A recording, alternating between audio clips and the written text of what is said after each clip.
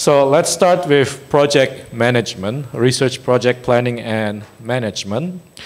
Now, we'll start with a question: why do we actually need to plan and manage a research project anyway? Why do we need to have this session anyway? According to you, why? Why is it so important to plan and manage a research project? Just to highlight again, why do we need to manage the research project? You actually said it already. To ensure a common goal of clear definition of the project process, what needs to be done, you said it, by whom, by when, and how much. That's the cost also. How much will. And then also to enhance efficiency, promote teamwork, allow systematic monitoring, address, you mentioned problems, potential issues, and also to facilitate evaluation and development of reports. So most of the things which you brought up already. Now, what is more important, what we want to achieve here is how do we actually plan a research project. Now, if you go online, there are so many different approaches to plan a research project. There are different. It's also depending on which agency or which funding you're applying to. Different donor agency, different international agencies sometimes have specific approaches which they prescribe, and they would like you to adhere if you submit something to them. But for the sake of this workshop, we're just going to ask you to try one particular approach which we deliver in our trainings as a WHO TDR training center. So for some of you who are not aware of, Gajah Mada University is a WHO regional training center for health research. So we are disseminating some standard methodologies which are developed by WHO, and that's what we're going to share with you today in a short version. So the version that we are going to share with you is this one. It's called EPPE, Effective Project Planning and Evaluation in Biomedical Research. Okay? Now, it's not a perfect method. Of course, every method has its plus and minuses, but this is one which is widely used, at least endorsed by WHO, and because all of us in the health sector, so it's useful at least to know what does the WHO actually promotes in terms of planning. So this is actually a 4-day course, standard, but we're just going to do a 2 sessions course just for you to get a feel, just for you to get a preview of what this planning approach is all about. And the whole modules we will upload on the website, so you can take it and you can review the whole course, and if you're interested, you can take the course in full in 4 days. But now we're just going to give you a preview of what's inside. So that's the whole set. Now, we're not going to go through all of them because, again, this will take too much time. So we will just take you through the first steps, so just the first few steps, but not the rest, because we won't be able to do that within 2 sessions. So first, what do they mean by project statement? Here, when they say project statement, they mean it's a short paragraph which someone would be able to see what do you intend to do, why you think this needs to be done, and by when the work must be finished. So it basically gives boundaries to the project of what, why, and when. So this is an example, again, from WHO. It's a project on KP antibodies levels in humans exposed to malaria, Plasmodium falciparum, and this is their project statement. So here they say, this is the why. The why is in order to provide critical information for the development of a vaccine, the project aims to determine by when, 2018, what the levels of KP antibodies in human naturally exposed to malaria. So there you have the why, you have the when, and you have the what. Can everybody see that?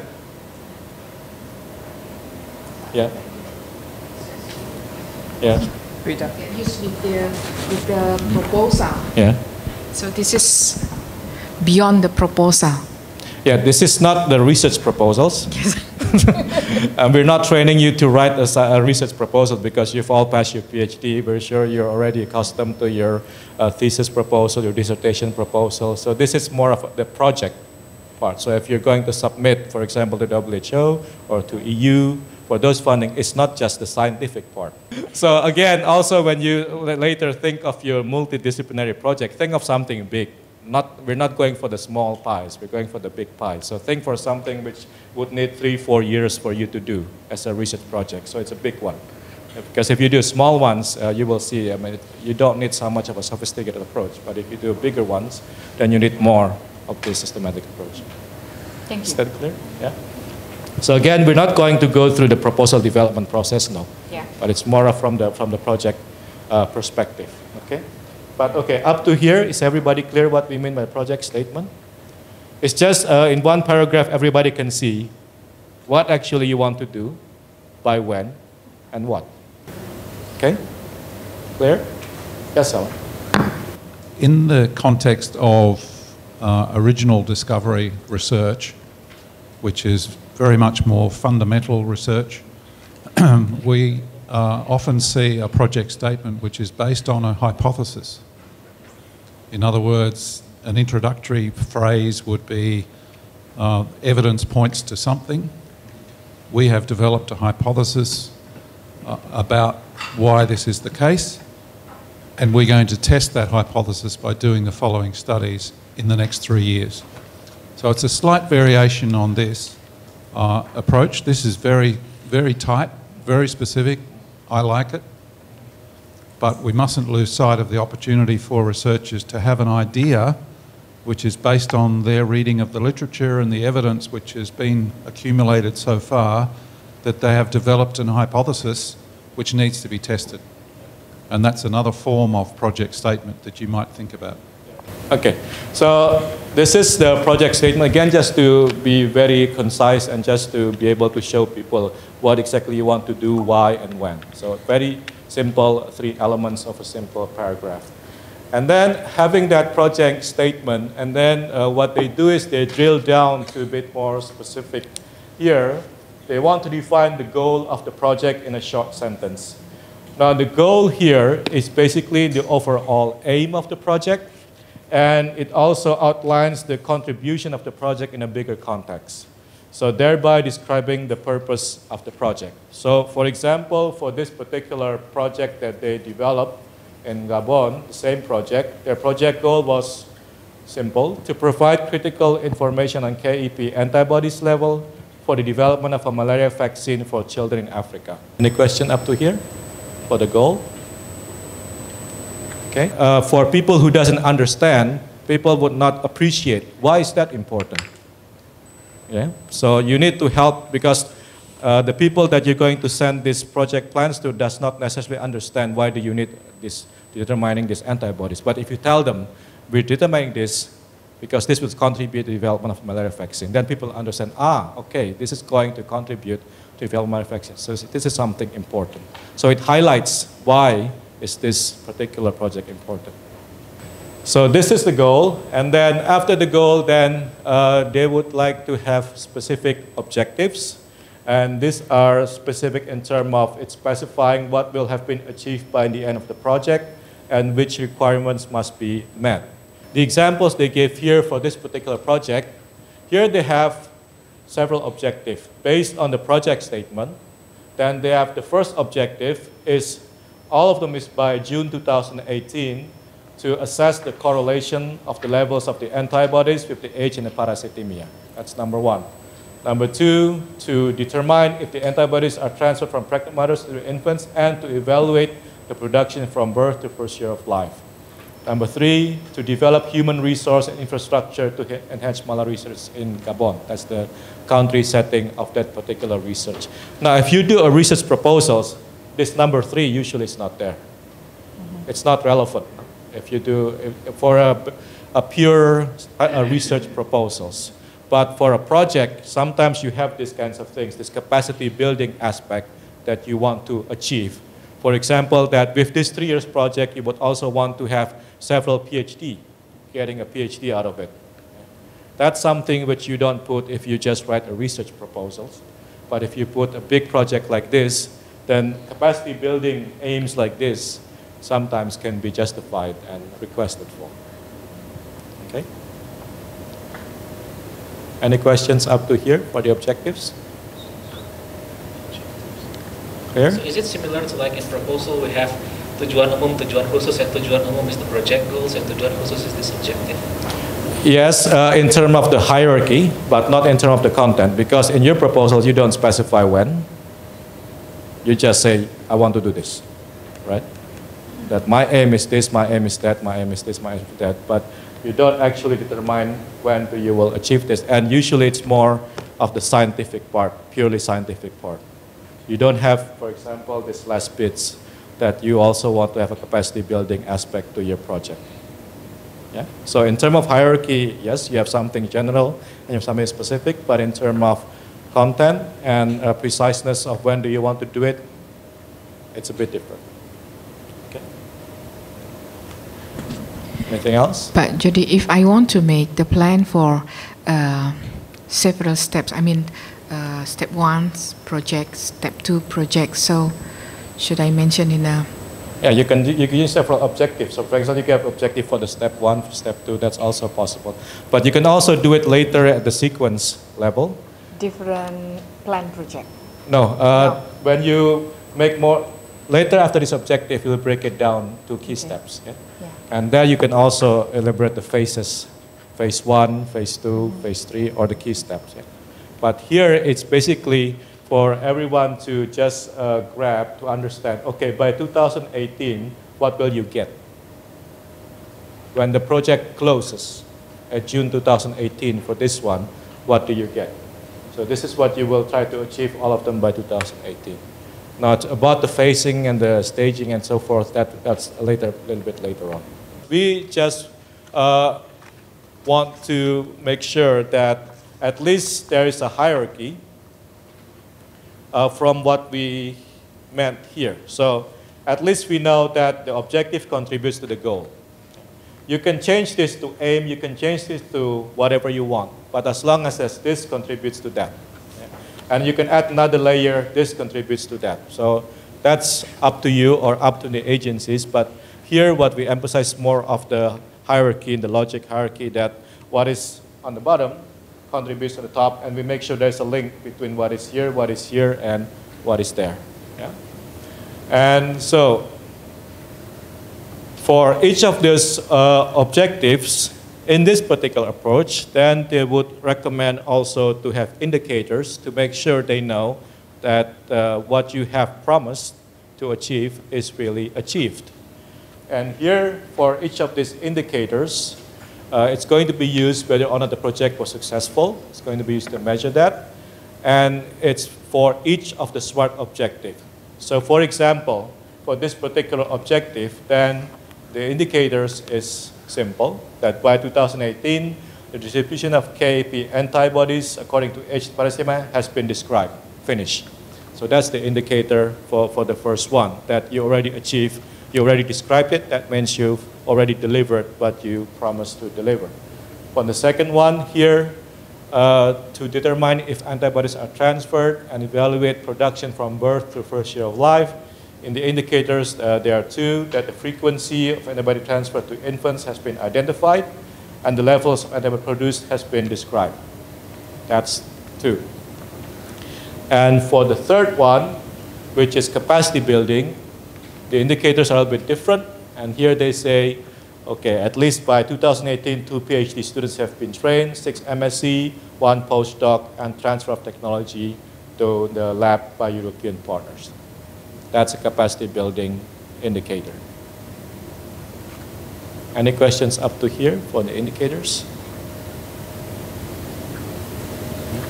So these are for the capacity building side, and here is more for the scientific side. It's just basically telling the funder, telling the sponsor, how will they know that you have achieved what you promised to achieve? By just asking these questions. Has this been achieved?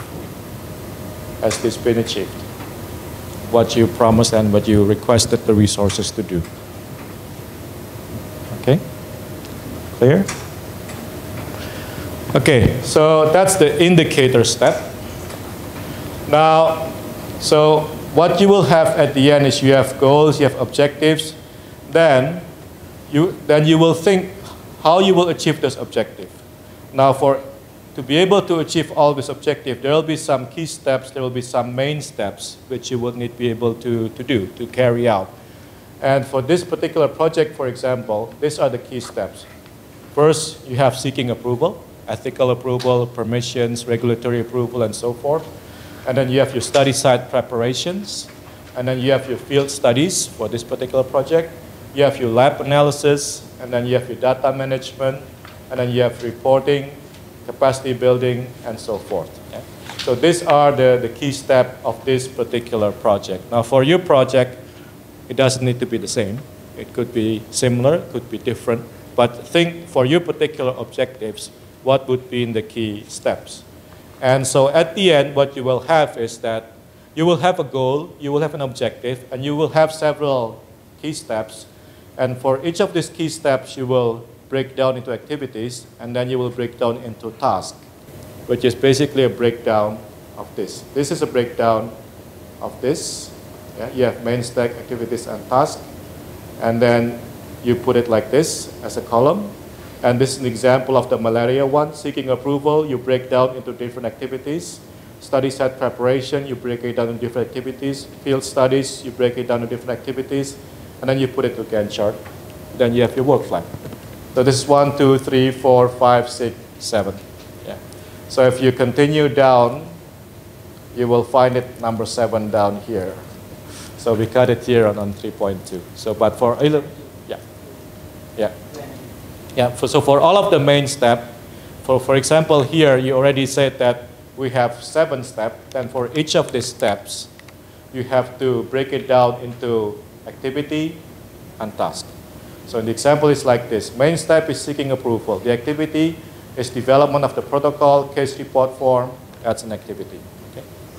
And that's for the second main step is study site preparation. You break it down into arrangement of transport, recruitment, training of staff, and so forth. Okay? And then you put it into your Gantt chart. Okay?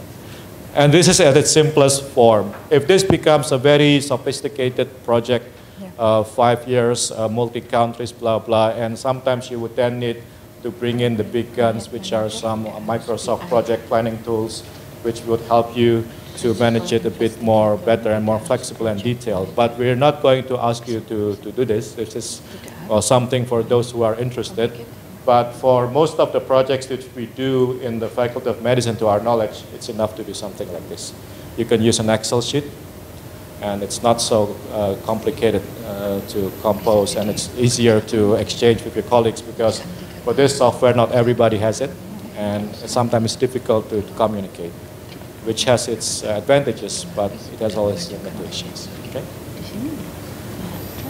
Any questions up to here regarding the planning? Specific enough for you to be able to translate it into a budget, so that you can imagine how much will it cost.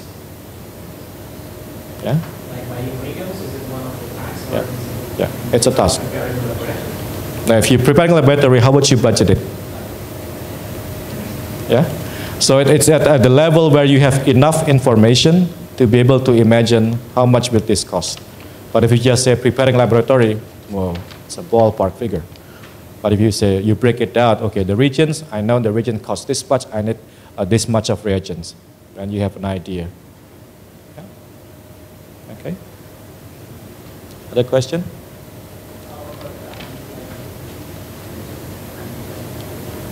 Sorry? Contingencies, yeah. That's an element of the budget where you have contingencies planned. And also, if you go for big proposals, sometimes they also ask for risk management, meaning you have to describe what risk that you need to anticipate and how you're going to anticipate those risks. But that's another discussion, and we don't want to get into that. But yes, that's one element in terms of the risk and on contingencies. But for these 2 sessions, we're not going to get into that detail. Is what happens if this doesn't work? Because if task 1.1.2 didn't work in this plan, then the rest of it may not work either. So you have to design your tasks and your activities in a logical sequence, taking into account the potential risk that something might not happen. And and I don't want to complicate this too much, but in the example that you just gave on the previous slide, Yodi, seeking approval was the first step. What happens if you don't get approval? So that's a clear example of a risk which you have to work through and get in your head as to how you will express what you want to do so that you minimise the risk. Because if a funder, and I presume I'm going to be assessing some of your projects later today, so that's where I'll be thinking. So convince me that this is almost risk-free research that you're going to design and do in a time frame. That's very hard. You need to be very realistic, and that's something we can assess. You say that you will finish everything in 1 month for your seeking approval. Is that something which is very likely? So that's the kind of things which, if you have something like this and it gets you thinking, is it realistic with the amount of money you're asking for, within the amount of time that you're asking for, taking into account all of those risks? You have a question? Sorry, Dr. Yodi. So I have a question regarding ethical approval. So what do you think if the project of the research doesn't have effect on human subject? I mean, no intervention or no therapy or even no blood extraction. So just questionnaire. While waiting for ethical approval, just like you say, even 6 months, can we go through the questionnaire to the patient, and or this is considered as misconduct because we don't have any ethical approval yet? Thank you. We will discuss this tomorrow. I'm sure Alan has plenty to share about research integrity and research misconduct. But just to highlight, doesn't mean a questionnaire would not have a risk. Questionnaire also carries some risk. And sometimes it's not biological or physical risk, but sometimes you have social risk. Okay? Anything else? Yeah. The approval from the Ministry of Health took 3 months, and then the approval from the director of RICM took about another 3 or 4 months, but the approval from the director of Sarjito up to now hasn't been approved. Our own hospital. Yes. We applied since 2013, and I have attended more than 10 meetings. It discussed very tiny things, unimportant, very unimportant. It's just about the human resource that I employ for the project. And then I asked that assistant to help with some clinical work at the polyclinic. 2 years, from 2013 until now. So that's something that we have to be aware of. Sometimes it's very, very tiny things that we didn't even consider about, but it became such a big issue in some institution. Yeah. No, it's true, and it's not uncommon. I mean, these delays are more frequent than we actually think.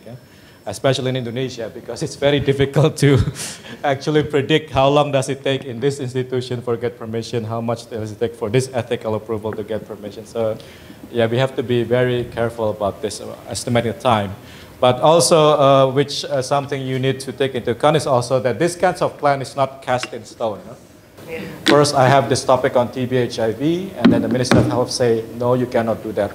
So then I change, but after 2 years, they tell me, you still want to do it. Okay. So I have 2 topics in my PhD because of that.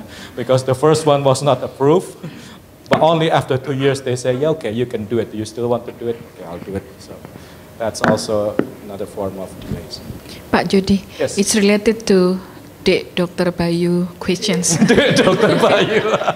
He's very young. He's very young, okay. I emphasize the but when we are planning a project, sure we are going to recruit some participants, expertise. Like yesterday, when we are trying to develop a program, is it just enough for, let's say, Leah, or we have to make a very certain hitam di atas putih for the plan project, because related to Mas Bayu, it will be problems for the recruiting staffs. Yeah. Thank you.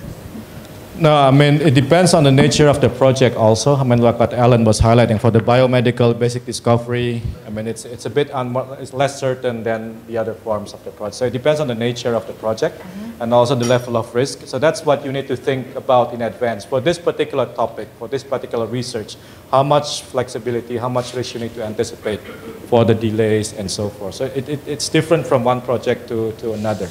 Yeah? But the thing is, regardless of what nature of the project, you can actually make changes. So here what's the importance is you plan in details, but then you also ready to make revisions as you go along. So for this particular ones, for example, if you then found out it's going to take 6 months instead of 3 months, then you adjust it for this one. So before we plan, we have decide who will. Before you join plan, the you have to program. be reasonably sure that this study would be able to be conducted. I mean, if you don't have an idea whether the human resources will be there and so forth, that's the kind of risk that Alan is talking about also. Do you actually have the capacity in place? Do you have the people to do it? Are they qualified? So this you need to ascertain beforehand. Okay. If you don't have any idea that I would get the person to do it, that the number, the qualification of people to do it, then the people assessing it will think several times, no? Okay. How can you assure that this will be there? That's part of the risk. Based on my previous experience now, I'm a bit more careful about the legal nature of recruiting people in one institution, because in the MOU with Sarjito, we stated very, very clearly that we will fully pay this person and fully train him. Even we have sent this person to another center for training, to Singapore, and then to other center for training. And then after the project finishes, this person, because we have spent time and we have spent money and we have invested so much in this persons, it will be good if this person can be employed in Sarjito, and this will be very helpful. And that's the point that apparently the human resource from Sarjito cannot accept. While in RSCM and in Cicendo, they accepted everything. They accepted straight away, because that's a very big advantage for them. They don't have to invest anything, and they just get very well trained person. So maybe for Baita or for us, before we plan, we can have a pilot, a small pilot, and then we learn about the legal nature of recruitment or of person placement in one institution before and then we can make a better strategy to do that. Right now I'm chairing a project from translating from biomedical to the field, so not even just hospital but to the field. And in this kind of project, I think when we talk about indicators, and if the project is, let's say, beyond 3 years, then we could break it down, the indicators, so that the indicators would become our KPI, key performance indicators for the project. And when it is large, I think it is useful to have the KPI, maybe not just one indicator per year, but we could have, for example, every 6 months you have the KPI. And then depending on the funders, because for very big changes, for example, in the project that I have, there is possibilities that if the result of the experiment is very good, that means we have to stop the project and do the intervention immediately. And this will imply very big on the funding. So for that, we cannot accommodate that in this Gantt chart. but then we could add a note that when this condition happens, that means at that stage, we need to meet with the funders again, and then perhaps come up with a totally different proposal. So if you think that when we create this, of course, I fully agree with Alan that as much as we can, we accommodate all the risks that we have to mitigate. But even if that cannot be, there's some things that cannot be accommodated in the Gantt chart, then we can add a slide or a note that this is the risk and how are we going to mitigate. Now, so this is the last part that we wanted to share with you. And again, this is the book. And since most of the questions have been addressed, it seems now you are ready to do it. So what we would ask you to do in your group, yesterday we asked you to think of a multidisciplinary research project, okay? We hope you have it. We don't know yet, but we hope you thought about it. So discuss and decide on your group the multidisciplinary research project you would like to do, and then work this out. Establish the project statement, the goal, the objective, the indicators, and the work breakdown structure. We're not going to ask you to make the Gantt chart. It's going to take too long for you. So we're just going to stop here. And this morning, we already circulated by email the file of this presentation. So all you need to do is take the file and then go to the template part and use the template and modify it with your project. Okay? So here's a project statement modified to your project. Here's a project goal modified to your project. Here are objectives modified to your project, and so forth, all the way until you reach the last slide, which is on the work breakdown structure, which is this. Yeah?